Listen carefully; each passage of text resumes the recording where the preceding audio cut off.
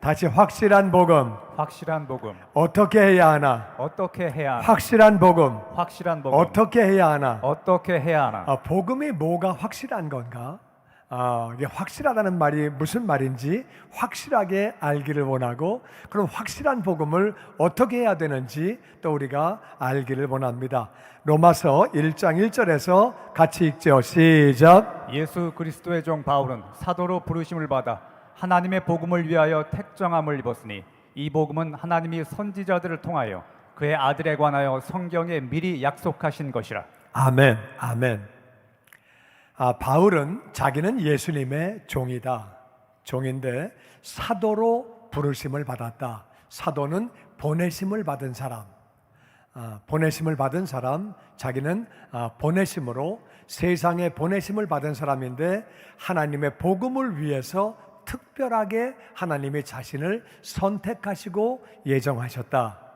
이 복음이 뭐냐?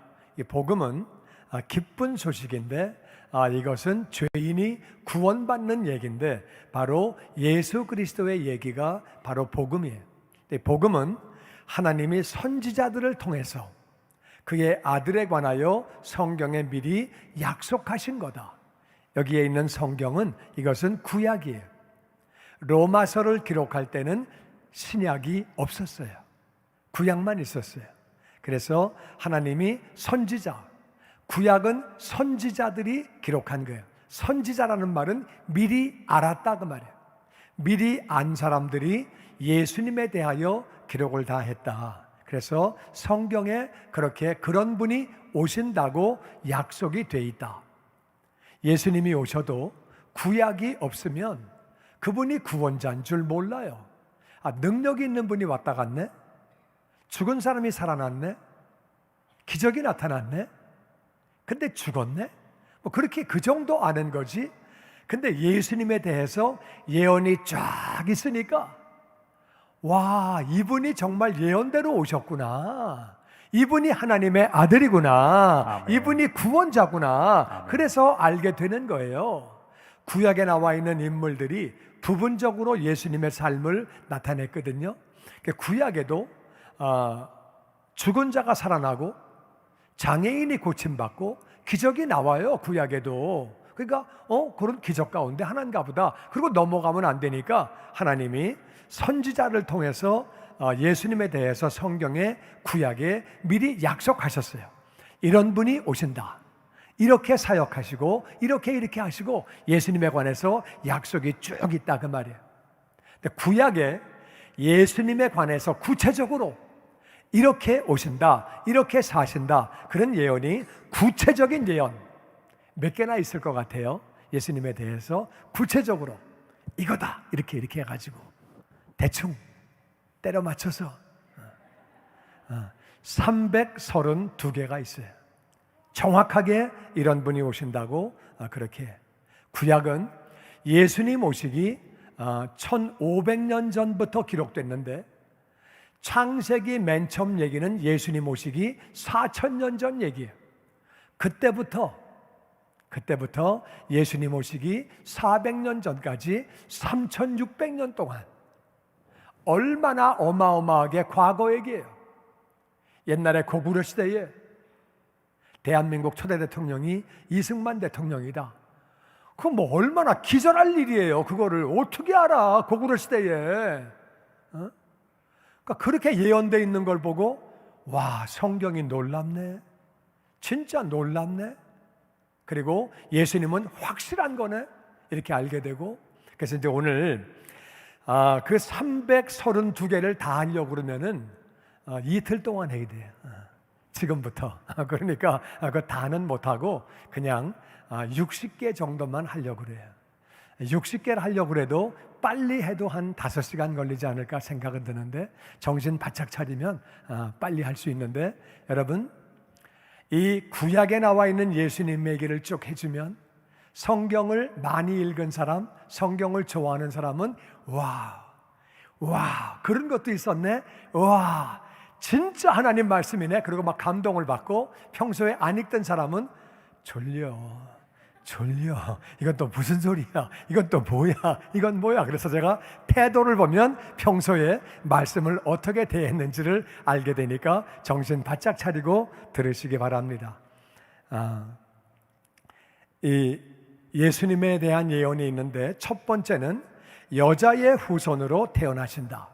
그렇게 예언이 되어 있어요. 창세기 3장 15절 시작. 여자의 후손은 내 머리를 상하게 할 것이요 너는 그의 발꿈치를 상하게 할 것이니라 하시고. 하나님이 사탄에게 말씀하십니다. 여자의 후손이 와서 네 머리를 상한다.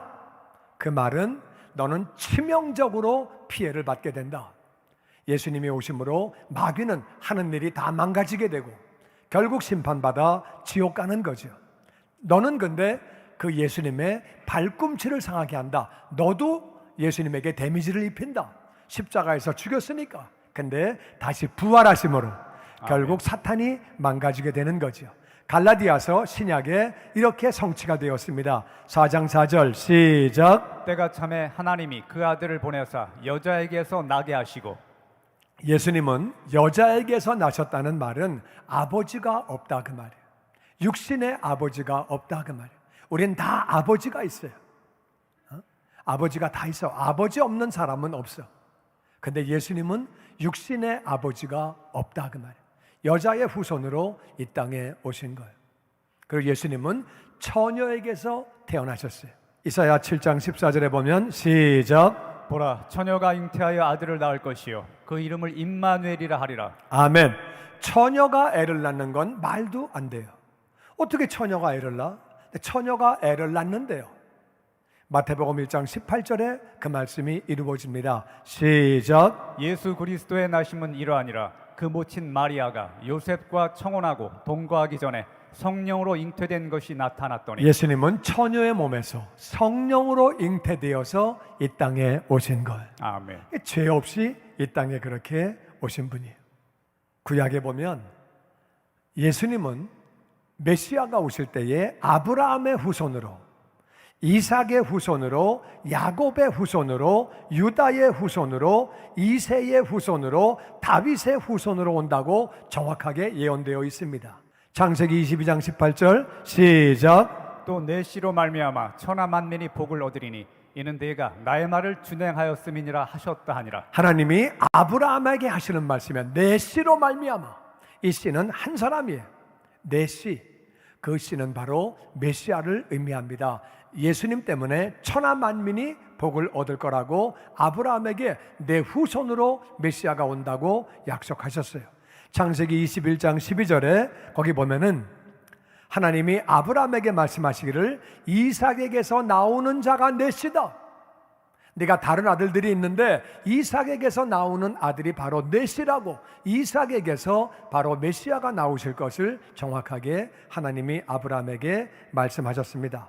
민수기 24장 17절에 보면 한 별이 야곱에게서 나오며 야곱의 후손으로다가 메시아가 나올 것을 그렇게 예언하셨고, 창세기 49장 10절에 같이 읽어보죠. 시작. 홀이 유다를 떠나지 아니하며 치리자의 지팡이가 그 발 사이에서 떠나지 아니하시기를 실로가 오시기까지 미치리니 그에게 모든 백성이 복종하리로다. 홀이라는 말은, 홀은 왕이 붙잡고 있는 조그만 막대기를 홀이라고 그래요. 치리자의 지팡이가 그 발 사이를 유다를 떠나지 않는다. 실로라는 말은 평정하는 사람을 실로라고 하는데 메시아를 실로라고 그래요. 실로, 메시아가 오시기까지 유다 지파에서 나오신다고 정확하게 예수님 오시기 바로 4,000년 전에, 5,000년 전에, 3,000년 전에, 그렇게 지금 2,000년 전에 다 예언이 되어 있는 거예요. 그러니까 창세기부터 보면은 4,000년 전에, 아브라함 때 보면은 2,000년 전에 계속해서 그렇게 예언이 되어 있는 거예요. 이사야 11장에 보면은 같이 보죠. 시작. 이새의 줄기에서 한 싹이 나며 그 뿌리에서 한 가지가 나서 결실할 것이요.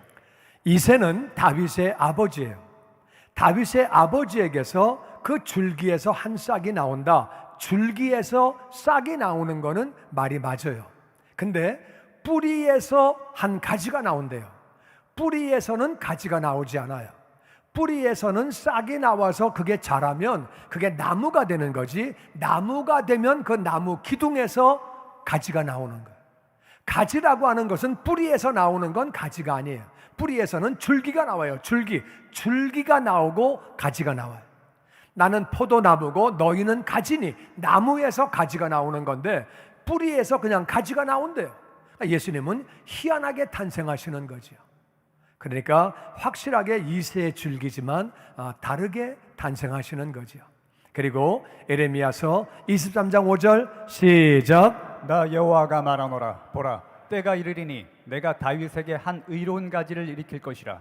그가 왕이 되어 지혜롭게 행사하며 세상에서 공평과 정의를 행할 것이며. 다윗의 후손에게서 의로운 자가 나온다. 의인은 없나니 한 명도 없다고 성경이 말하고 있는데 의로운 분은 바로 예수님이라 그 말이에요. 할렐루야. 아멘. 그래서 다윗의 후손으로 오시게 되는데 이 모든 말씀이 누가복음 3장 23절에 이루어지게 됩니다. 예수님의 족보가 사람들이 아는 대로 요셉의 아들이다. 사람들은 예수님이 요셉의 아들인 줄 알았어요. 친아들은 아니고 법적으로 아들이고 법적으로 아버지죠. 왜? 엄마의 남편이니까. 그렇지만은 요셉이 친아버지는 아니에요. 예수님은 성령으로 잉태됐는데 동네 사람은 그거를 모르니까 그 동네 사람들이 어떻게 알아요? 그러니까 요셉 아들이네. 그렇게 알았다 그 말이에요. 사람들이 아는 대로 요셉의 아들이었다. 그러니까 법적으로는 요셉의 아들인데 그래서 여기 요셉서부터 다윗까지 점점점을 찍었는데 그게 1000년이 지나갑니다.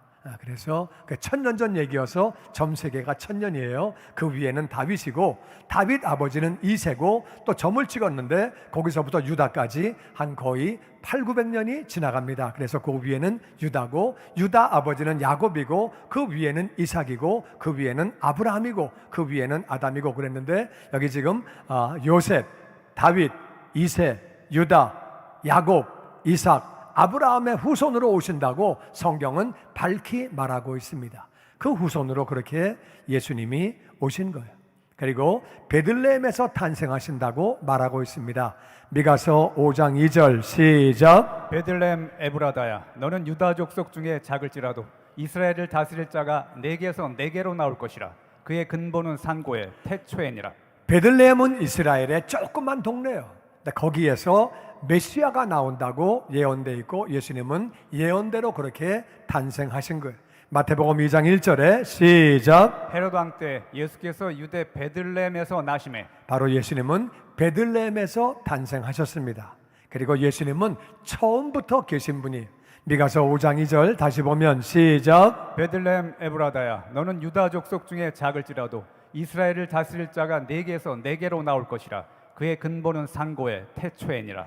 메시아가 나오시는데 그분의 근본은 상고 태초에 아주 옛날부터 계신 분이다. 처음부터 계신 분이다. 메시아가 태어나시는데 처음부터 계신다는 말은 그분이 하나님이라, 그분이 창조주라 그 말이에요. 골로새서 1장 17절에 보니까 시작. 또한 그가 만물보다 먼저 계시고 만물이 그 안에 함께 섰느니라. 예수님은 만물보다 먼저 계셨다. 아멘. 예수님은 하나님이시고 창조주이신 줄로 믿습니다. 아멘. 근데 그 이름이 임마누엘이다. 이사야 7장 14절에 예수님 오시기 700년 전이에요. 같이 읽어보죠. 시작. 그러므로 주께서 친히 징조로 너희에게 주실 것이라. 보라, 처녀가 잉태하여 아들을 낳을 것이요 그 이름을 임마누엘이라 하리라. 처녀가 아들을 낳는데 다 같이 그 이름을 임마누엘.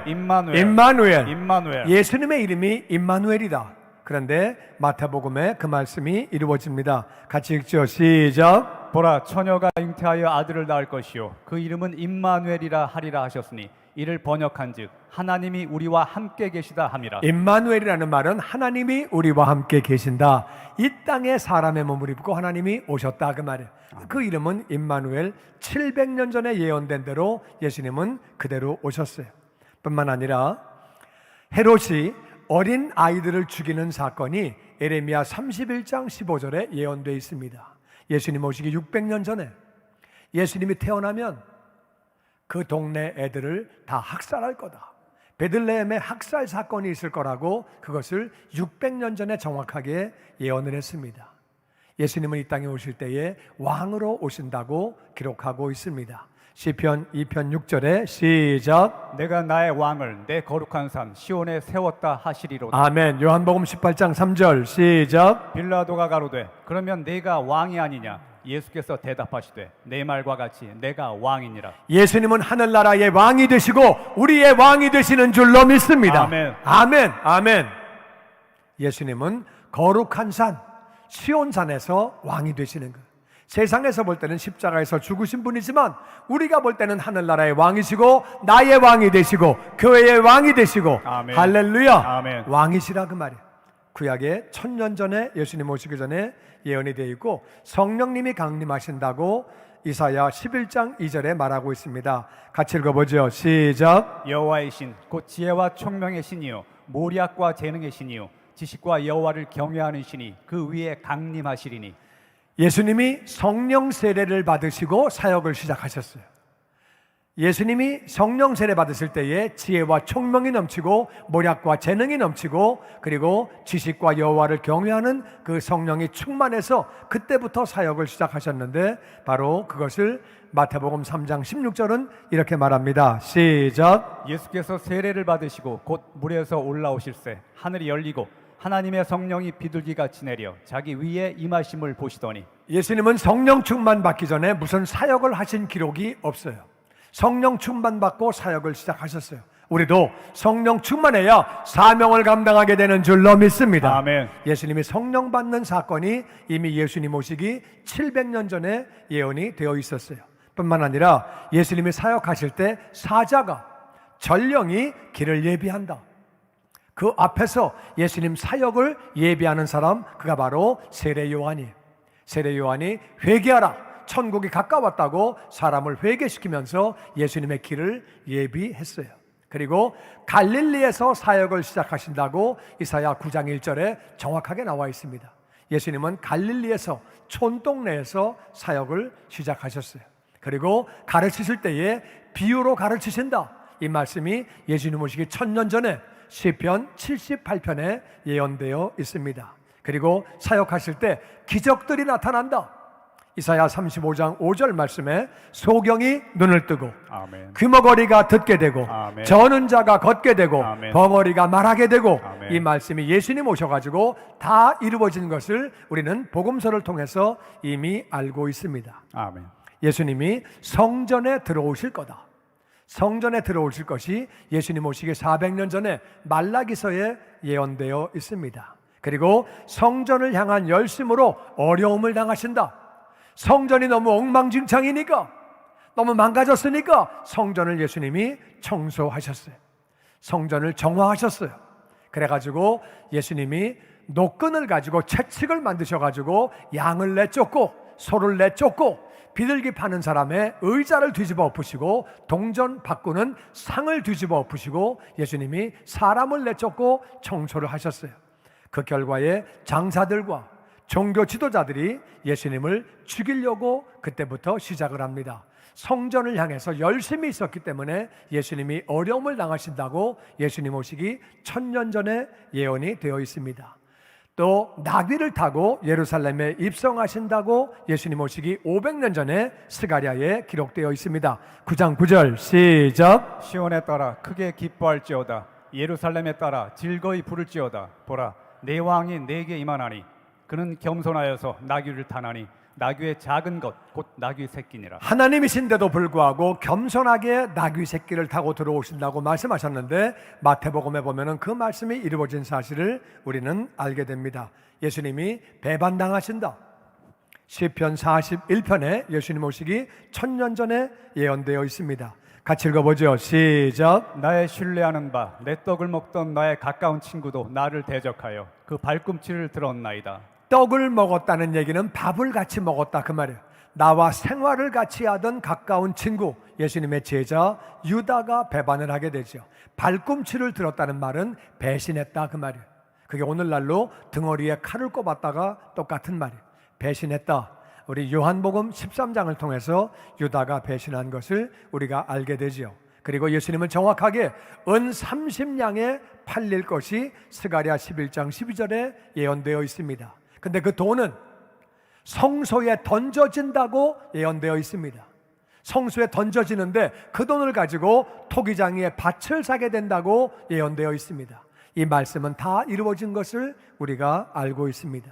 제자들이 마지막 밤에 흩어질 거라고 예언되어 있습니다. 스가랴 13장 7절 말씀에 시작. 만군의 여호와가 말하노라. 목자를 치면 양이 흩어지려니와. 우리가 아는 대로 마태복음 26장 31절에 시작. 그때 예수께서 제자들에게 이르시되 오늘 밤에 너희가 다 나를 버리리라. 기록된 바 내가 목자를 치리니 양의 떼가 흩어지리라 하였느니라.